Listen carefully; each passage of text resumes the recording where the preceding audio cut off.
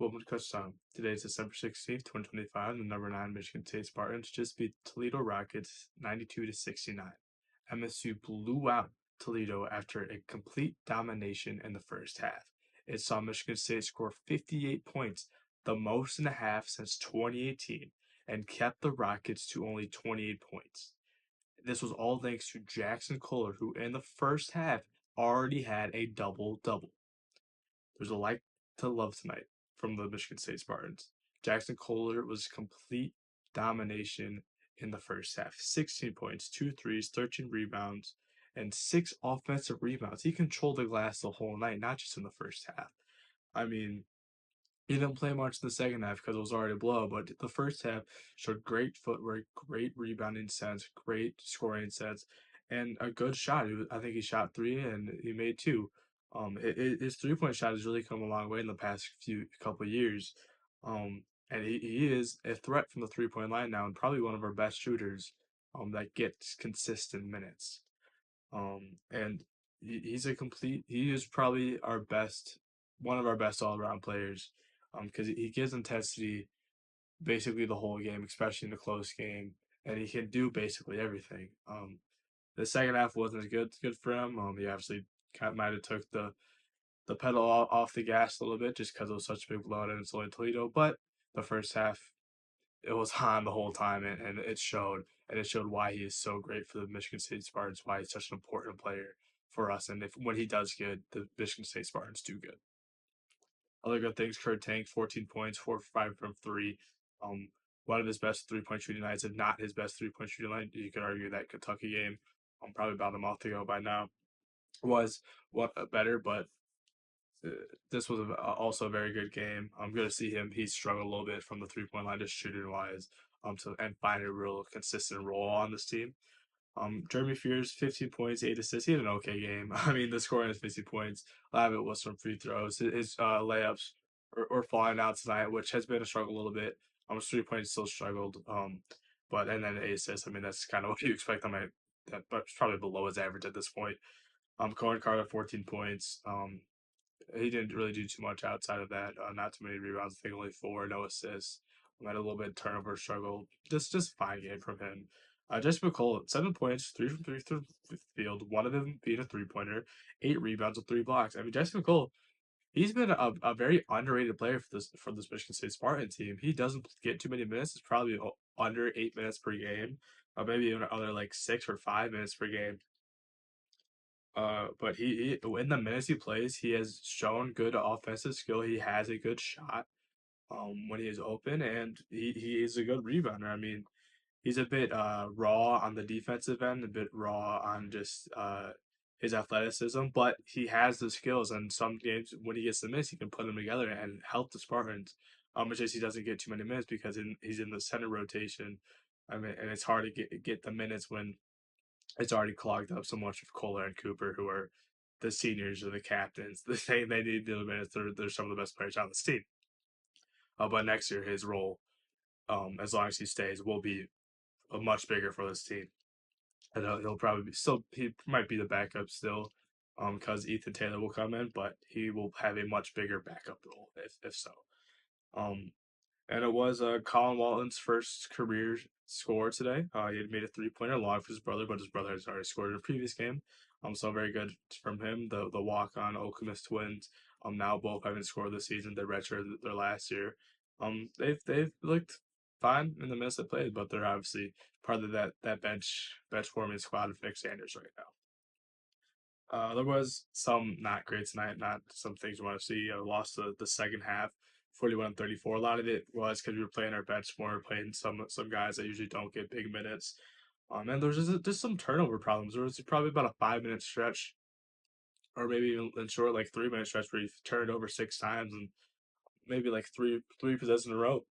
It all led to turnovers or a poor shot. And the offense struggled a lot more in that second half. And so that made the defense struggle as well.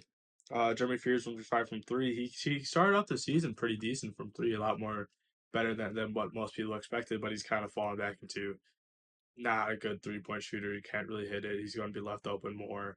I mean, a lot of them today were wide open shots that he definitely should have made at least one to two more.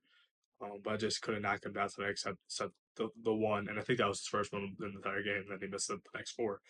Um, and then the 15 total turnovers. Jeremy Fears and Carson Cooper had three, Kodar had four. I'm glad that was again in the second half. First half, we only had six turnovers the whole half, and then those nine in the second. Just got to control the ball more. If you play that sloppy against a better team, that's not Toledo, it'll come back to bite you. I just can't see that.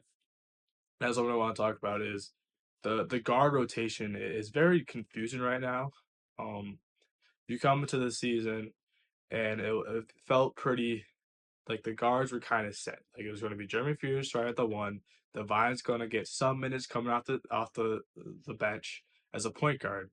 And then Trey Ford and Kurting are a two guard. I wasn't really sure if he was going to start at the start of the season. I think Kurting got the first start, then Trey Ford went into it, and Kurting got the start, and now we have Divine starting at the two guard. And so the point guard bench role is kind of a miss right now. Because neither Trey Ford or Kurting are really point guards. They're shooting guards.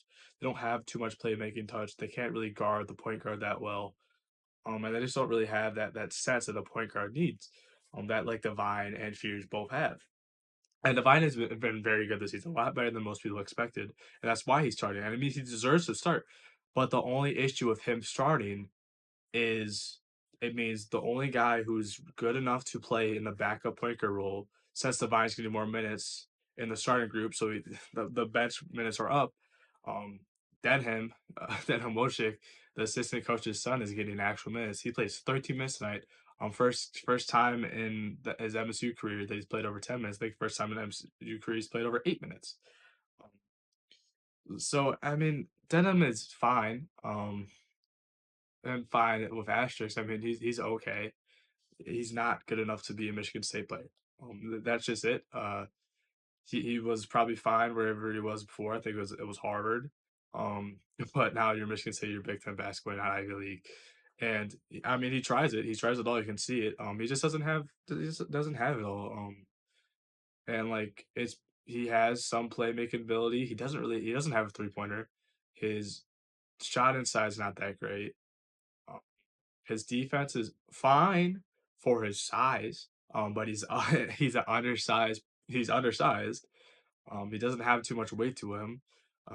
The only thing really has going for him is his experience. Is his fifth year in college, so he has that experience. But from an overall perspective, he shouldn't be playing backup point guard minutes for a Michigan State team who was a top 10 team in the nation. And eventually, Michigan, Tom has always said this a couple times that Jordan Scott has the potential to start this season, and I hope that it happens sooner than later because that would mean Divine can go back to point guard backup minutes. And while yes, Divine's been good this season and does deserve shooting guard minutes, as a starter, if it means we don't have to play Denham and key point guard backup minute roles, I'm okay with that. And Jordan Scott has been good this season. He's been a very good freshman. He's been better consistently than Trey Ford and Kurting, I'd say. Kurting has had some pop off games, but other games he's kind of been completely absent, but a ghost. So I hope eventually, come season, Jordan Scott moves to that two starting role, and then Divine goes back to the point guard backup bench, and then whoever's feeling it, Kurt Tang and Trey Ford can play a little bit more of those backup 2 minutes, and really kind of run a nine-man rotation, um, which we'll definitely see a lot more in closer games and come tournament time. Um, but right now we'll probably run a 10 man, so it means Denham will get more. Will get some minutes, but he definitely shouldn't be getting anywhere close to 10 minutes or even really like 7 plus. So hopefully that can happen sooner than later. Because right now Denham, if you play a good team, Denham should not be playing this much. Next game is Saturday versus the Oakland Golden Grizzlies. It is at Little Caesars Arena, so Detroit, and it's the fun game. It's not too much of a serious game. Yes, it counts obviously, but Oakland has never beat Michigan State ever. That's it. It's the fun little rivalry per se with Thomas and Greg Camp. They're great friends. They have been great friends. Last year, you saw them and do an interview together. Do both wear Grinch sweaters, so we'll see what they wear Saturday. It'll just be a fun game and a fun time for both teams. Thank you.